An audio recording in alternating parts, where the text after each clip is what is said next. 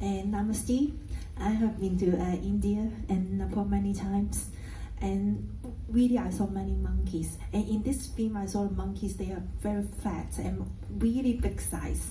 I just wonder, actually, just a few trees are there, and who is going to feed them? So you do you think they are all other outsiders? They come to feed the monkeys and make them so big size?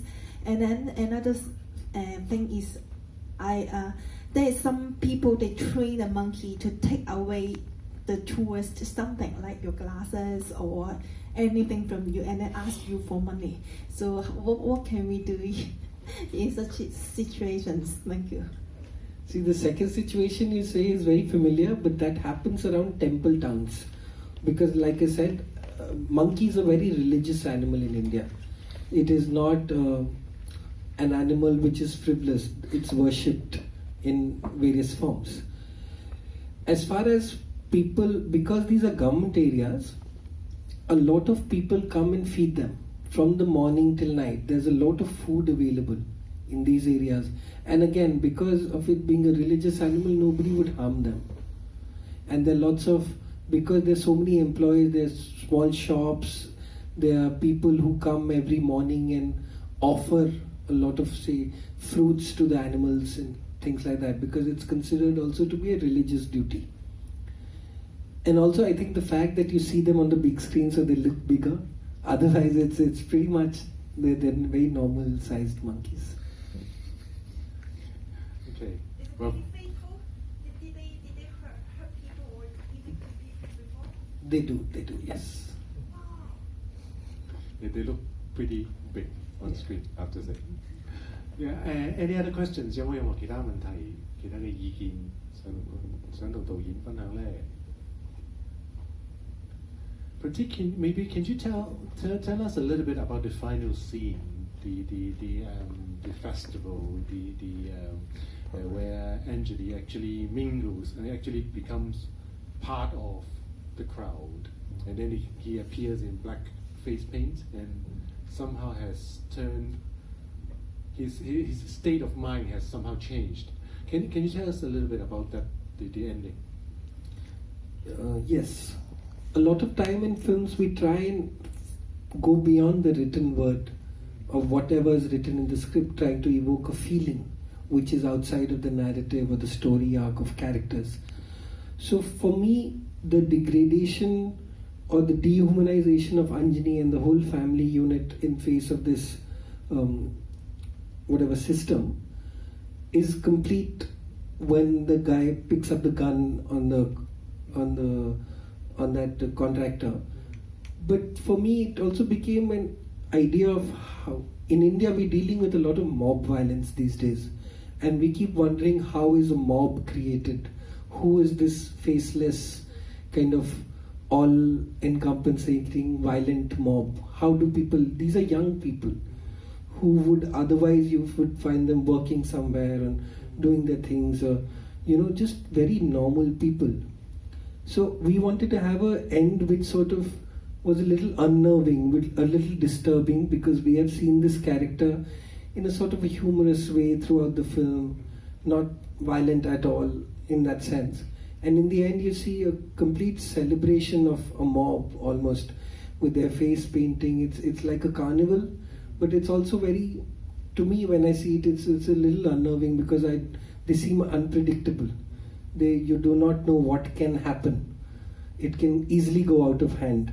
And in the midst we have our own character who doesn't seem that soft and innocent anymore. So just to have an ending like that which could say, okay, this is what happens when you push a human being too much. And we don't know where it's going to go. So basically you're providing the audience with maybe an explanation of the roots of fanaticism, isn't it? I mean, how social pressure actually twists the mind of a young man. Yeah, when religion and violence, they interact, something very lethal is born, I feel. And that is what we are experiencing right now in our country. And we want to, as filmmakers, really address that and question that. And I think it's coming from there. Yeah, it's very topical indeed with the changing political landscape in India. Yes. 有冇觀眾仲有冇其他問題？哦，呢位朋友仲有其他問題？好，sorry。Yeah, I just want to share. Maybe in India, monkeys are gods, but in mainland Chinese, maybe they are also food because people believe the monkey brain is very nutritious. So if more and more Chinese they go to India, or have you ever heard that they will catch and sell the monkeys like the dogs, something like this? No, Not yet. Mostly we've seen about animals and monkeys especially being tested for pharmaceutical purposes and drug companies doing tests on them. But otherwise, again, that kind of food habit personally in India is not popular. Maybe sometimes here and there, but nothing like it is in China. And again, that religious aspect is a very big aspect there. So, I think China has a monkey king in their mythology, but here ours is a god, and the god of a lot of things. So it's. And just now you said there is a fatal cases. The monkey they harm or they hurt or they even kill people. So after the person died, why they still think the monkeys are god, and then who is going to pay for the death or any penalty, any compensation, something like this? See, the thing is with people dying in terms of monkey attacks, it's rare, and it mostly happens if like monkey attacks and you fall or you hurt yourself. Very few happen like direct confrontation with a monkey per se. But that's the thing about religion. Nothing can change that, and that is what we try to question, and that is what sort of again and again stops us. And this is true for any religion. It goes beyond logic and rationality and fact, and that is what it is.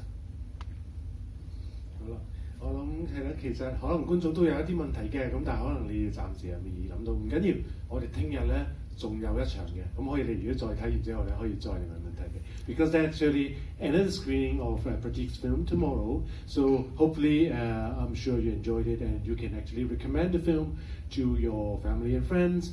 Prateek will be here again tomorrow after tomorrow's screening to share his experiences with the audience and also answer the questions. So maybe before we to go, shall we give another round of applause to Prateek?